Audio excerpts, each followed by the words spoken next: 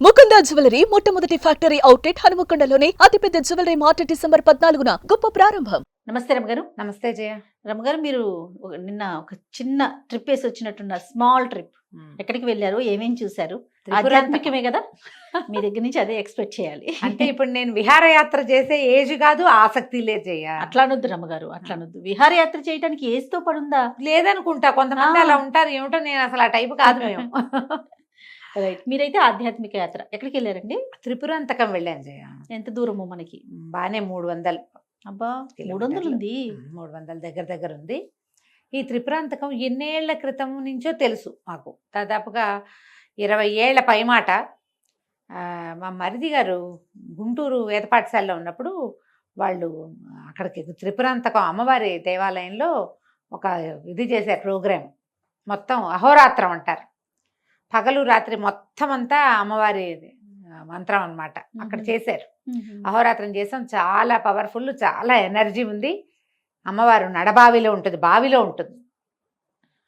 ఏదో చాలా విశేషాలు. 20 ఏళ్లకు ముందే, 20 కాదు ఇంకా ఎక్కువ, కనీసం ఒక 23, 24 సంవత్సరాలు అనుకో, 23 ఏళ్ళు కనీసం.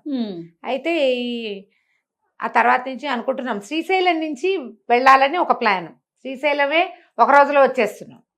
ఇంకో రోజు పెట్టుకోవడానికి మధ్యలో స్టే చేయటం, ఎక్కడ స్టే చేయాలి, వెతకాలి, ఇవన్నీ ఆలోచించి మానేసుకున్నాం. మధ్యలో త్రిపురాంతకం గుర్తొచ్చినప్పుడల్లా అనుకుంటూనే ఉన్నాం. అనుకోకుండా ఒక ఆదివారం నాడు పొద్దునే బయలుదేరి మళ్ళీ రాత్రి 9ంటికి ఇంటికి తిరిగి వచ్చేసాం. మార్నింగ్ 5 o'clockకి బయలుదేరాము. అయితే దీంతో పాటుగా మనం మాచర్ల చెన్నకేశవ స్వామిని కూడా చూద్దామని అనుకున్నాం. మాచర్ల చెన్నకేశవుడు అంటే హిస్టారికల్ టెంపుల్. అవును. బ్రహ్మనాయుడు కంటే ముందు కాలం. బ్రహ్మనాయుడు కాలం నాటికి ఇంకా పాతది. వాళ్ళు రాజ్యానికి వచ్చే నాటికే ఉన్నది దేవాలయం. చెన్నకేశవ స్వామి వాళ్ళకి, మాచర్ల ప్రాంతం వాళ్ళకి, పల్నాడు వాళ్ళకి, గుంటూరు ఆ ప్రాంతాల్లో ఇలవేల్పుగా ఉన్నాడు. రాజుల ఇలవేల్పు ఆయన. అది కూడా చూద్దాం అనుకున్నాం.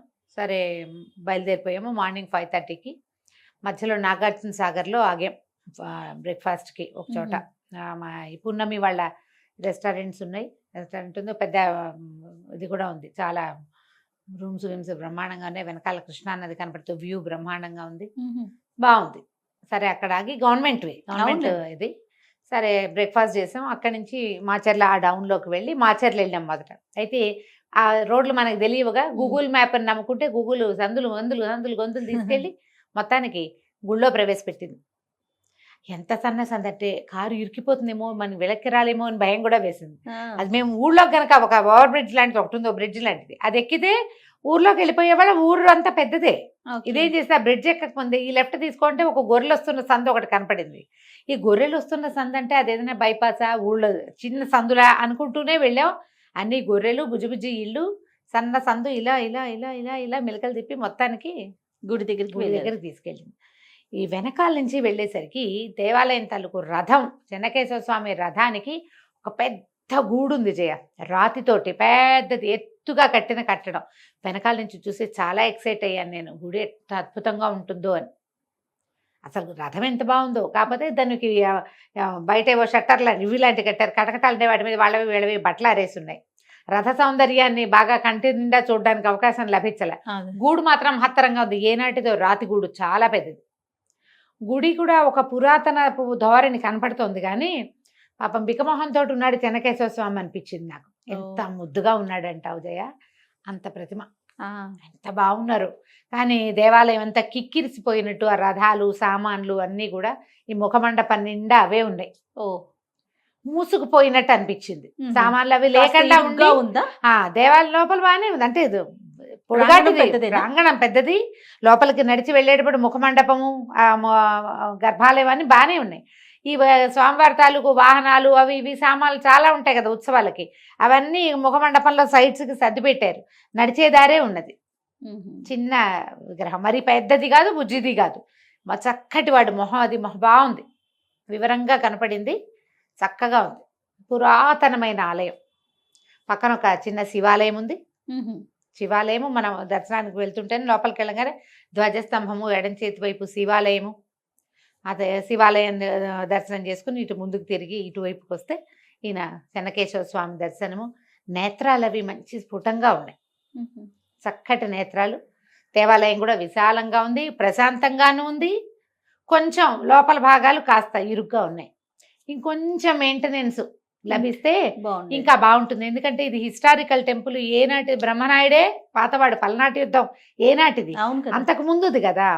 ఇంకొద్దిగా శ్రద్ధ వహించి కొంచెం చక్కగా ప్రాంగణం ఇంకా బాగా ఉంచితే ఎంతో బాగుంటుంది. చుట్టూ అన్ని దగ్గరగా ఇళ్ళు, ఊరు పెరిగిపోయి ఉంటుంది. మనం పాత దేవాలయాలను అలాగే చూస్తాం. దేవాలయం బ్రహ్మాండంగా పెద్దదిగా ఉంటుంది, అంత ఊరంతా దేవాలయం దగ్గరికి చొచ్చుకొచ్చినట్టు కనిపిస్తుంది. ఇది కూడా అలాగే ఉంది. ముందు వెనక సందులోంచి వచ్చాక తర్వాత ఎదురుగుండా ఉన్న రోడ్లోంచి ఎవరో ఫ్యామిలీ కూడా కనపడ్డారు. వాళ్ళు కూడా చెప్పారు ఇది పురాతన దేవాలయం అని చూడ్డానికి వచ్చామని. మన ఉద్దేశం కూడా అదే కదా.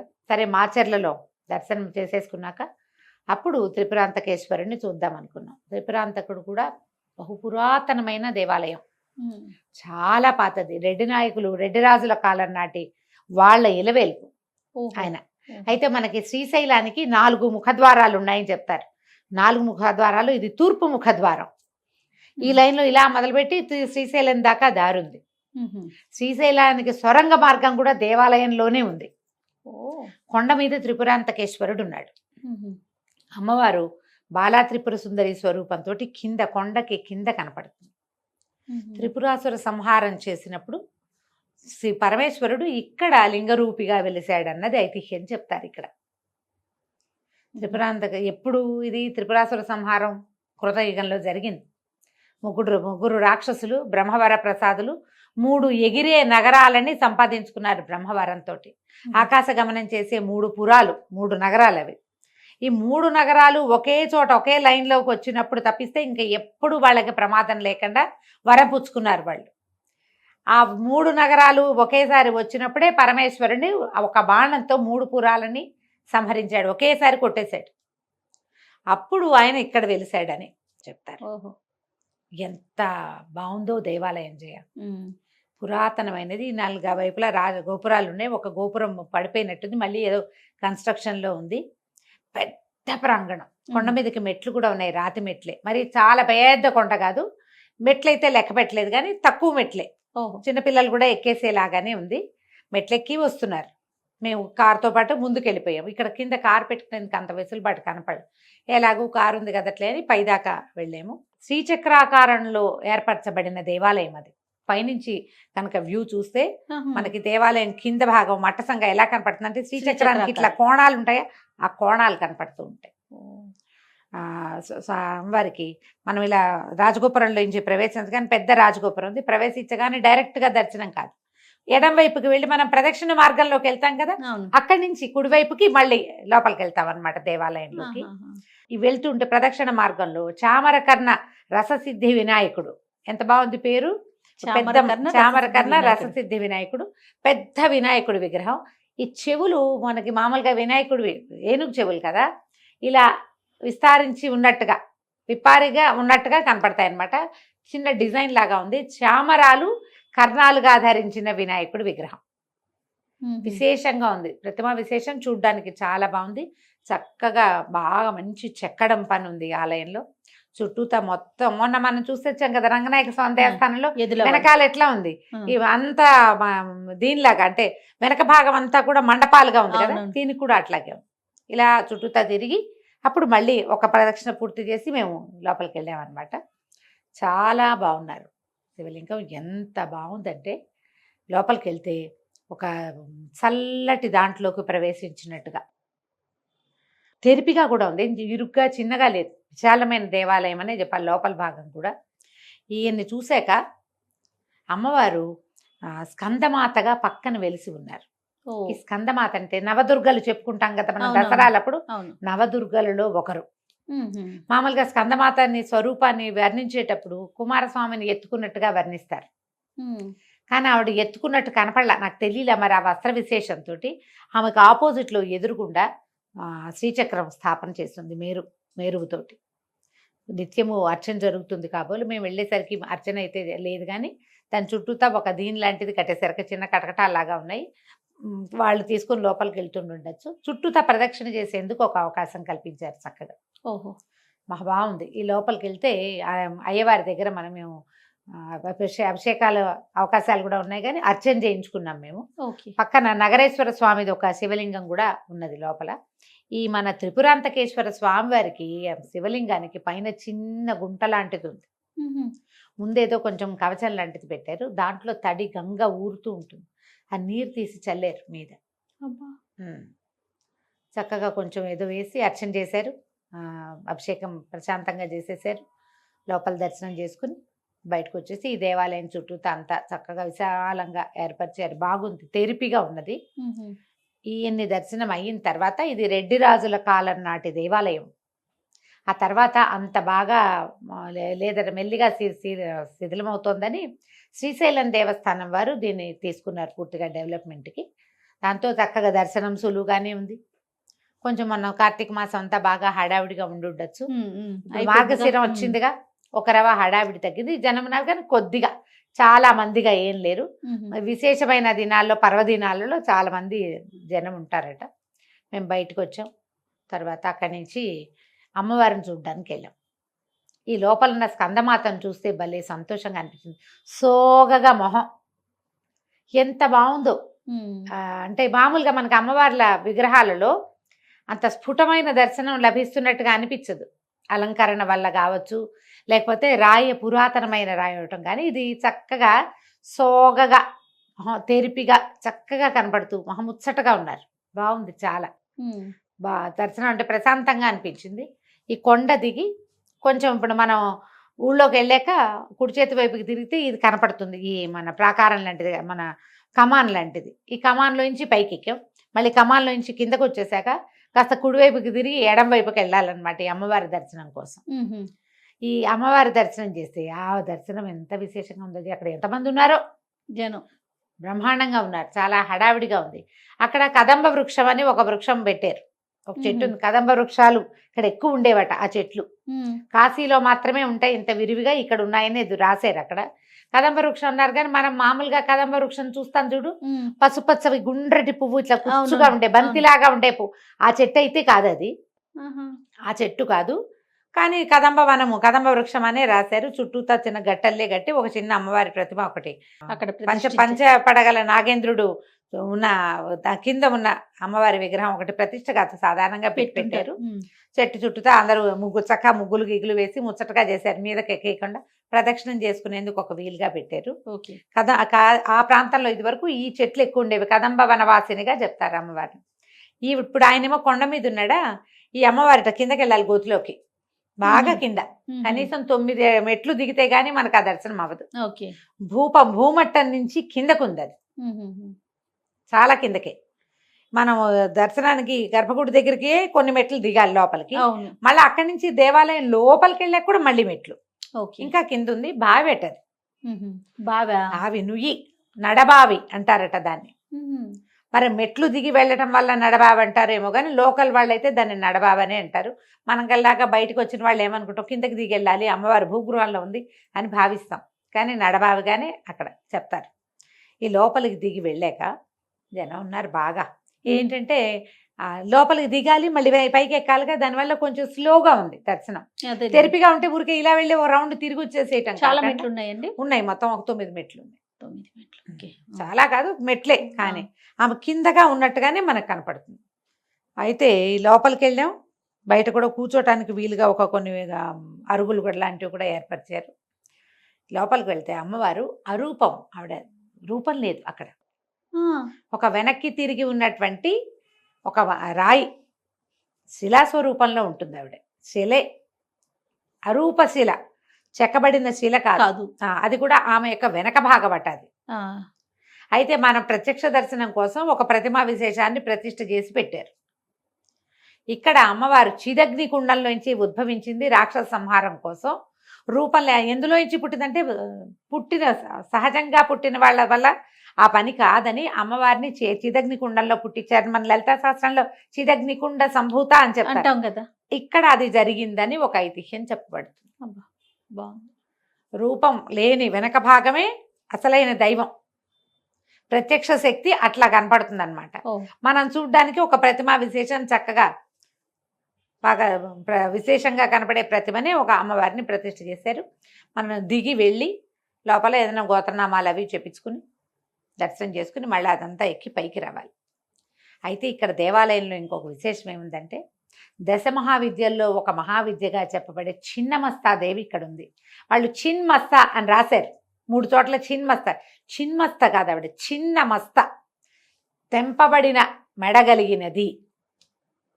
దశ మహావిద్యలు ప్రత్యేకమైనవి, మనకు తెలియదు కదా, అవునవును. అర్థం కాదు కూడా జయ. దాంట్లో ఒక ప్రత్యేకమైన స్వరూపం ఏంటంటే ఆవిడ వ్యాహ్యాళ్ళకి వెళ్ళిందని అమ్మవారు, ఆమెకి జయ విజయ అని 2 చెలికత్తెలు ఉన్నారు. దాహం వేస్తోందంటే అక్కడ ఎక్కడా నీరు లేదని అమ్మవారు తన మెడని తెగటార్చి రుధిరధారలు రక్తధారలు ఇట్లా బయటకు వచ్చినట్టుగా కనపడతాయి. ఆ రక్తధారలు పానం చేశారు వాళ్ళిద్దరూ, జయ విజయ. 3వ రక్తధారని అమ్మవారి శిరసే పానం చేసినట్టుగా ఉంటుందట. ఆ శక్తి మహా పవర్ఫుల్. చిన్నమస్త మహా అద్భుతమైన శక్తి కలిగింది. మామూలుగా మనం ఎవరం అవేం చదువుకోం జయ. అవునండి, తెలీదు అసలు మీరు చెప్పేవారు. చాలా ప్రత్యేకమైన శక్తి. దశ మహావిద్యల్లో ఒక విద్య ఆమె. ఆ విద్యా స్వరూపం ఇక్కడ కనపడింది. చాలా మంచి దర్శనాలు. అమ్మవారికి కుడి చేతి వైపుగా ఉంది. ఇక్కడ మంచి హోమాలు అవి జరుగుతాయి. పూర్వకాలమట ఇక్కడ జంతు బలులు చేసేవాళ్ళు. మనం దిగి వెళ్తూ ఉంటే, ఇంకా లోపలికి వెళ్ళకుండా గర్భము ముఖమండపం దాటి అసలు అంటే క్యూ లైన్లోకి వెళ్తుంటేనే కుడివైపు ఒక ఇంత పెద్ద రాతి పాత్ర లాంటిది కనపడుతోంది. ఒక పెద్ద బండ ఇట్లా నిలువుగా పాతి పెట్టబడిన బండ ఉంది. దానికి చక్కగా పసుపు రాసి బొట్లు పెట్టారు. ఈ పాత్ర లాంటిది ఉంది కదా, తొట్టె లాంటిది, దానికి కూడా బొట్లు పెట్టారు. గోడ మీద రాశారు జంతు బలులు నిషేధించడమైంది, 3 నెలల జైలు శిక్ష, ఇక్కడ జంతు బలి ఇవ్వకూడదు అని. అంటే పూర్వం ఇచ్చేవాళ్ళు. తర్వాత నేను కనుక్కుంటే నాకు తెలిసింది ఆ రాతి పాత్రట ఎంత నెత్తురు పోసినా నిండేది కాదట. ఓహో, కుంకుమ పోస్తుంది ఇప్పుడు, అందులో కుంకుమ ఉంది. మానేశారు బలులు. ఏదైనా ఏర్పరిచి ఉంటారు అమ్మవారికి, కూష్మాండ బలి అలాంటిది ఏదైనా చేసి ఉంటారు. ఏ సమయంలో ఇది మార్చారు అనే క్లారిటీ నాకు లభించాలి. అక్కడ పెద్దగా అయ్యవార్లతో వాళ్ళు మంచి హడావిడిగా ఉన్నారు, ఆదివారం కదా, జనం ఎక్కువగా ఉన్నారు. ఎవరితోటైనా మాట్లాడితే నేను ఆ వివరం చూసేదాన్ని, తెలియలా నాకు. అయితే ఈ చిన్నమస్తాదేవికి వెనకాల నుంచి అటు వెనక భాగం వరకు అన్ని వీరుళ్ళ ప్రతిమలు. వీరులు ప్రతి వాళ్ళు ఇట్లా కత్తితోటి పొడుచుకుంటున్నట్టు, ఇక్కడ ఇట్లా కత్తులు వీరులు ఉన్నాయి. ఎందుకంటే వీరుళ్ళ పూజలు జరిగేవట ఇది వరకు అక్కడ. ఈ అమ్మవారి దగ్గర తమ భక్తిని చేయడానికి స్వయంగా తమని తాము బలిచుకున్న వీరులు చాలా మంది ఉన్నారట. మనం వీళ్ళ నాయనార్ల కథలు చెప్పుకుంటామా, ప్రాణత్యాగానికైనా ఒడబడేటువంటి భక్తి, అలాంటి భక్తి ప్రపత్తులు కలిగిన వాళ్ళు ఆ కాలంలో ఉండేవాళ్ళేమో. ఎన్ని ప్రతిమలు ఉన్నాయో అక్కడ, ఎన్నో ప్రతిమలు, బోల్డు ఈ ప్రతిమలు. అక్కడి నుంచి ఈ చిన్నమస్తాదేవిది కూడా ఒక ప్రతిమ, శిరస్సు లేని ప్రతిమ, ముందుకి శిరస్సు ఉన్న ప్రతిమ. 2 జయ విజయ, 2 పక్క పక్కన నిలబడ్డట్టు ఇంతంత బొమ్మల రూపాలలో వెనక్కి కనపడుతూ ఉన్నారనమాట. మొత్తం పసుపు రాసి బొట్లు పెట్టారు, ప్రత్యేకంగా కనపడేటట్టు చిన్మస్త అని పెట్టారు. చిన్నమస్త, చిన్నము అంటే తెప్పబడింది. ఆమె కూడా ప్రత్యేకమైన పూజా విధానం జరుగుతుంది అక్కడ. ఇది కూడా చూసాం. చక్కగా దండం పెట్టుకుని బయటకు వచ్చి ఆ కదంబ వృక్షం ఉన్న దగ్గర ఒక ప్రదక్షిణ చేసుకుని, ఈ అమ్మవారి ఈ రాయి ఇది కూడా దర్శనీయం అనమాట. ఇది వరకట్లో మరి శక్తి ఉండేదో అది నిండకుండా ఎక్కడికో వెళ్ళిపోయేది మొత్తం. అది రాతిదే, రాతి దాంట్లో కిందకెట్టా వెళ్తుంది అంతే, ఇక్కడ ఎక్కడా లేదు, కానీ మొత్తం అంతా పోయేదట లోపలికి. అదొకటి చాలా విశేషంగా అనిపించింది. సరే అది చూసుకుని బయటకు వచ్చాం. త్రిపురాంతకానికి ఒక నమస్కారం పెట్టుకున్నాం. కొండ మీద నుంచి కనపడుతుంటాడు అయ్యవారు. ఇంకో పక్క కొండ మీద కూడా వీరభద్రుడు కాలభైరవుడు దేవాలయం ఉందట. అది తెలియలే మాకు అక్కడ, మేమైతే వెళ్ళాలా. రాత్రి ఎవరో ఫ్రెండ్స్కి నేను ఇలా వెళ్ళానని పెడితే ఇంకో కొండ మీద కూడా వీరభద్రుడి గుడి ఉంది, చూసి రాలేదా అన్నారు. అక్కడికి వెళ్ళాల. ఇంకోసారి మళ్ళీ వస్తానని చెప్పాను నేను. ఇక అప్పుడు చూద్దాం. ఈ మన త్రిపురాంతకేశ్వర స్వామివారి దేవస్థానంలో ఒక చీకటి గది అని ఒకటి ఉంది. సొరంగ మార్గం ఉంది జయ. అక్కడి నుంచి, ఎక్కడి నుంచి అండి? శ్రీశైలమేనా? త్రిపురాంతకం నుంచి శ్రీశైలానికి సొరంగం ఉందట. ఆ లోపలికి వెళ్తే అన్ని ఇవి ఉంటాయి, గబిలాలు. ఆ లోపల మార్గంలోకి వెళ్తే అన్ని గబిలాలు అవి ఉంటాయట. కానీ గుహా మార్గమేనట అది. ఇక్కడ నుంచి శ్రీశైలానికి డైరెక్ట్ గా వెళ్ళిపోవచ్చు.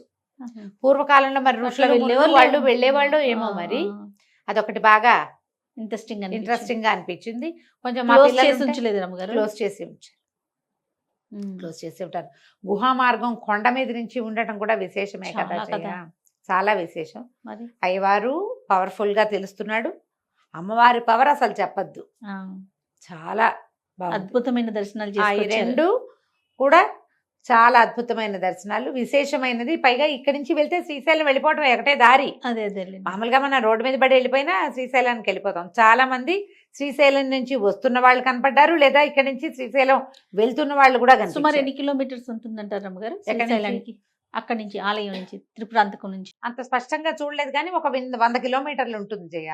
ఓకే ఓకే ఓ 100 ఉంటుంది. అందుకే 100 అటు ఇటు కూడా ఆ, వెళ్ళిపోతున్నారు. అంటే అప్పుడు పాదయాత్రగా వెళ్ళేవాళ్ళు అలాగుండా ఉండేవాళ్ళు కదా. ఈ మాచర్ల నుంచి బయలుదేరి త్రిపురాంతకం చూసుకుని అక్కడి నుంచి శ్రీశైలానికి నడక మార్గంలో వెళ్ళేవాళ్ళు. ఉమ్. పాతకాలం, మరి అప్పట్లో వాళ్ళ శక్తులు వాళ్ళ ఆలోచనలు వేరు కదా. అంతే కదా రమ్మగారు. అయితే ఈసారి ఇది చాలా మంచి దర్శనము, విశేషంగా అయింది. ఎక్కడ పెద్దగా అర్చనల హడావిడ్లు అవి మేము పెట్టుకోలేదు, ఎందుకంటే మేము వెళ్ళేసరికి 11 అయిపోయింది కదా. అదేలేండి. ఇద్దరిని పూర్తి చేసుకుని మళ్ళీ వెనక్కి తిరుగుటపా బయలుదేరాలి కాబట్టి మేము ఇలా చేసాం. ఒకవేళ హైదరాబాద్ నుంచి, గుంటూరు నుంచి, బెదవాడ నుంచి ఎవరైనా ఇలా వెళ్ళి వచ్చేసేయచ్చు. ఉమ్. పొద్దున వెళ్ళాం, రాత్రి 9 చేరిపోయాం మేము. మధ్యలో ఫుడ్కి ఆగాము, ఇంకొకసారి ఓసారి టీ తాగడానికి ఆగాము. అంతే, ఒక అరగంట 30 గంట పోయిందనుకో ఈ సందట్లో, 1 గంట పోయిందనుకో. మిగిలిన టైంలో డ్రైవ్ వచ్చేసాం, వెళ్ళి రావచ్చు. కాబట్టి ప్రత్యేకమైన దర్శనము. త్రిపురాంతకేశ్వరుణ్ణి చూడవలసిన దైవంగా మనం చెప్పాలి తప్పకుండా. ఈ ఒక పైన కొండ మీద అయ్యవారు ఉండటం, కొండ కింద అమ్మవారు ఉండటం, ఇద్దరిని ఏకకాలంలో దర్శించే అవకాశం కూడా మనకి లభించడం. ఇద్దరు పవర్ఫుల్. ఈ ఇద్దరు ఇద్దరు అక్కడ వెలిసి ఉన్న కాలాలు కూడా చాలా విశేషమైనవి. కాబట్టి ఎవరికి అవకాశం ఉంటే వాళ్ళు ట్రై చేయండి. తప్పకుండా రమ్మగారు. నమస్తే. నమస్తే జయ.